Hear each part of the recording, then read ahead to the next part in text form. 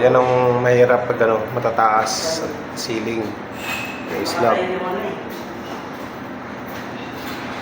Pagpapalit ng ilaw, yun, busted, dalawa. Ito sa kabilang side yung isa. Kailangan telescopic ladder.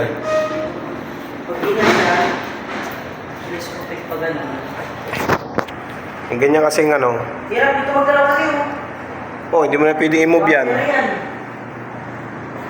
Didiskartehan nyo na lang doon, no? Patayuin nyo ng telescopic pag ganun. Tapos, dapat may tao ka rin dito. Hindi, doon lang kayo dito sa isa. Kasi madulas itong flooring. Kailangan may nakaalalay dito para makapitan yung telescopic. Saka palitan mo na ng ano, i-suggest mo na rin kay engineer na palitan na lang nung yung bulb na malaki. Receptacle na lang.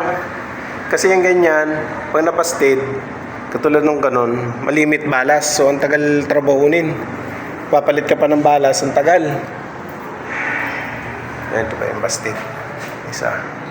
So, mga sinauna kasi ano, yung ganyan, mga sinaunang design pa yan. Mga fluorescent. So, ngayon talaga, halos dito sa UST, pinalitan na ng mga LED light na wala ng balas. Kaya man para 5 lang yung kasi sa isang train. Dalawa sila magsiksikan. Dalawang magtitinda sa isang tent. Okay. So, kaya nalito kayo kanina. So, yun ang ano namin. Scope ngayon. So, hindi pa makakapisto na maayos. So, sa mga ganito kasi, so, magandang gawin na rin kasi. Palitan na lang na mas madaling ilaw. Pag nabasted, madali na lang siyang palitan.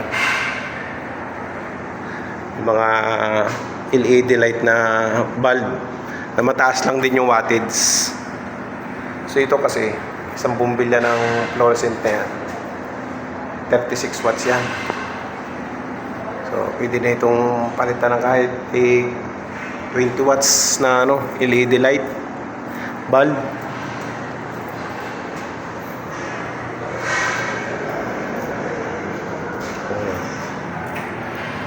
Ito yung generator dito sa building na to.